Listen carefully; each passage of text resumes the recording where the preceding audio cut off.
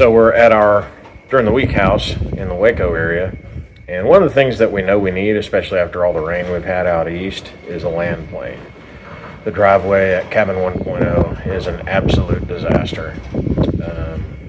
Fortunately, we have four-wheel drive, so we've been able to navigate it, but it's going to need some tender love and care now that the rains seem to have subsided. And a land plane is not a cheap tractor implement, so we're going to build one. I've got some scraps left over from when I built my shop, one of which you're looking at behind me here. We own an automotive shop, and there are two buildings.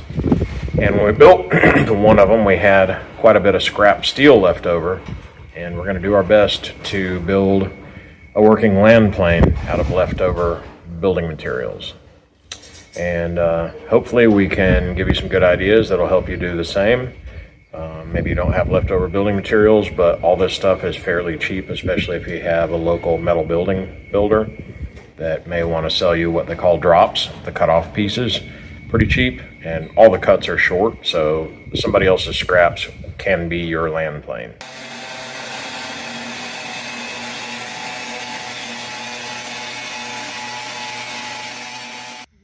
So when you are making that cut, like obviously I wouldn't be doing this alone, like without you, but do you have to bear down and put a lot of pressure on that, or not really? Yeah, you basically use the weight of the grinder, let it do its own thing. See how it gets real jumpy like that? Yep. If you let that get away from you, that's where it'll shatter the wheel and get you hurt bad. So just a quick question also, like when it comes to those different kind of grinders, just like anything else, I'm sure there's better ones or higher quality ones. Is that one that like people can get off Amazon, or is that one that people would have to go into like a specific store for? This portion of our video is brought to you by Harbor Freight.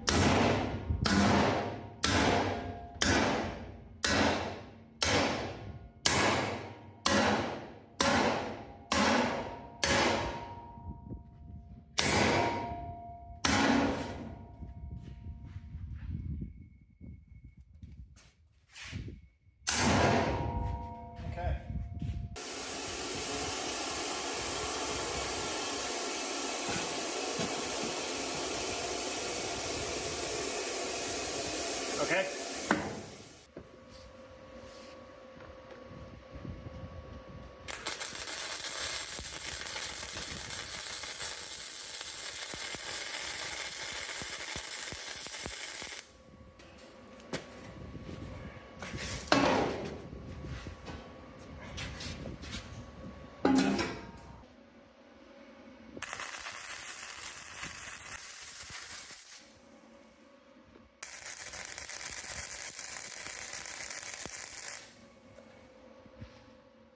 So this thing is about 4 feet front to back. We're going to make it 5 feet wide, which of course is the path that it's going to smooth out when we're dragging it.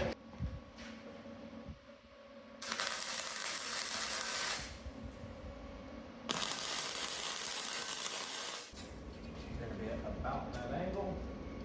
So let's make them 57 inches.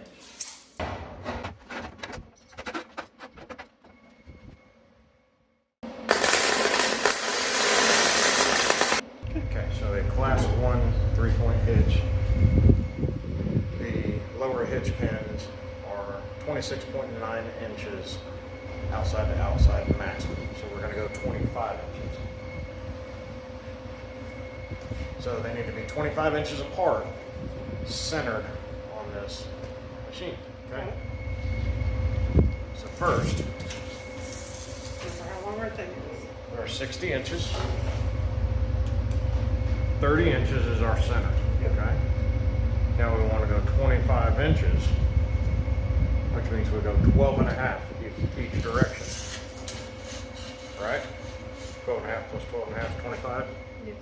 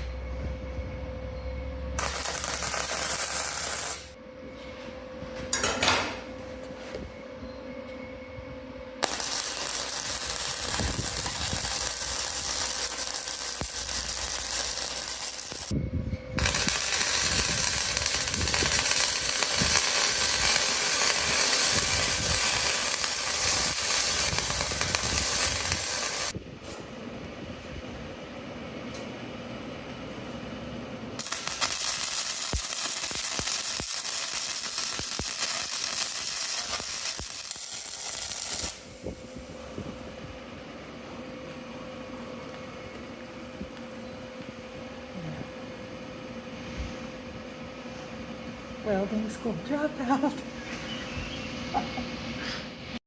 Well, here it is, such as it is.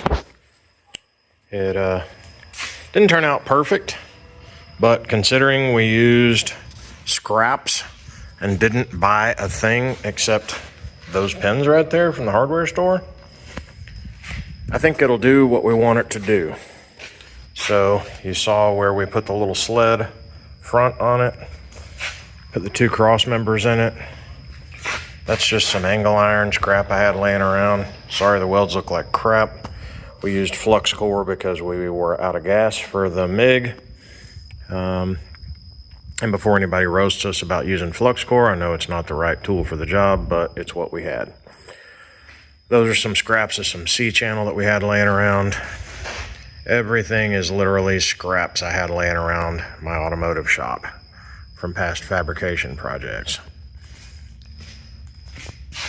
So we essentially built this frame for the 3-point, laying flat, and then held it up here, got it level and square. Doesn't look level and square because the camera's not quite square with the device, but held it up here square, made marks, and then cut these to fit inside the angle uprights. And then once we got that there, leveled it up with a square to get it square with the rest of the machine, or, well, it's not a machine. Once we got it leveled up with the rest of the apparatus, we put that gusset in, going back to the rear cross member.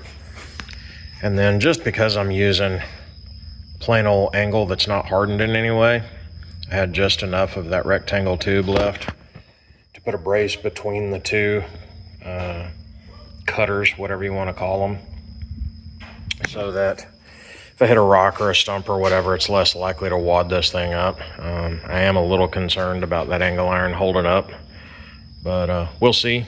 Worst case, I'll find something better, cut that out, and replace it. So I'm going to put this thing on the tractor and give it a go this weekend, see how it does. I'll get back to you and let you know how this thing works out.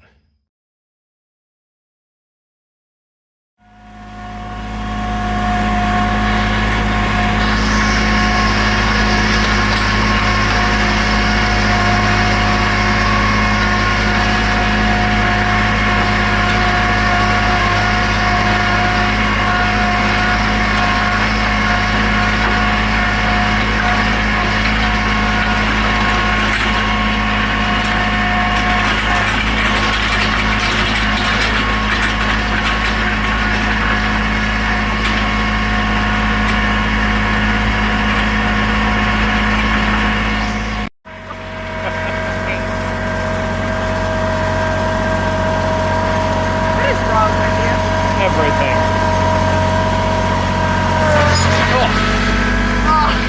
Stump.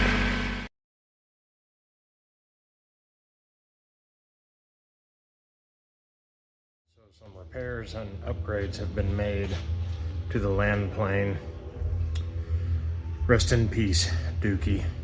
I don't know if I mentioned that in the other video, but we named it Dookie because our welds looked like crap.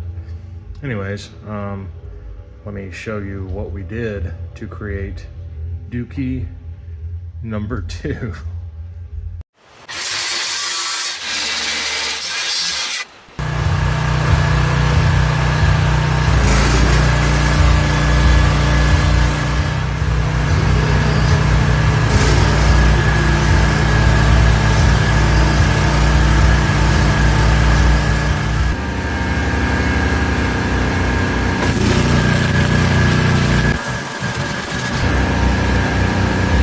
The whole 3-point hitch got cut off of the old 1x2 rectangle tubing. The tubing got cut off.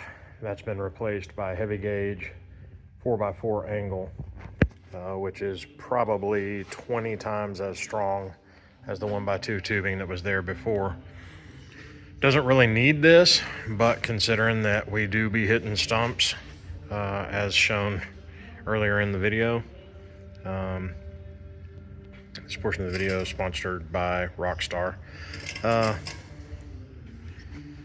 We do be hitting stumps, and this thing needs to be able to withstand that. So both cross members were replaced with 4x4 angle iron as opposed to the 1x2 square tubing that was there. I took some C-channel that I had left over. Again, this is all being done with scraps, so if it's ugly, tough, it was free. That is a sandbag rail, so that we no longer have to have someone ride on it for it to be heavy enough. I should be able to get 4 sandbags in there, which is 200 pounds, so that ought to do the trick there. And then the other thing I noticed when we ran it this past weekend was that it was leaving sled tracks from the I-beam sleds. That angle iron used to sit on top of the rail of the sleds. I thought that would be a good idea to keep it from wanting to dig in, but what it did instead was kind of float 1/4 inch above the ground and allow the sleds to leave some not terribly attractive tracks. So what I did, again in the interest of cost and this being scraps and not having any more of this particular material, I cut it flush with the sled, moved it straight down, and then re-welded it with one hell of a thick weld. The other thing that I did different was I actually brought out the heavy duty, the gas welder, and used 1/8 inch 6010 or 5P welding rods. So these welds are a lot stouter than they were the first time, and a little prettier. So still not my best welds. I haven't been a professional welder in 25 years, but they'll do.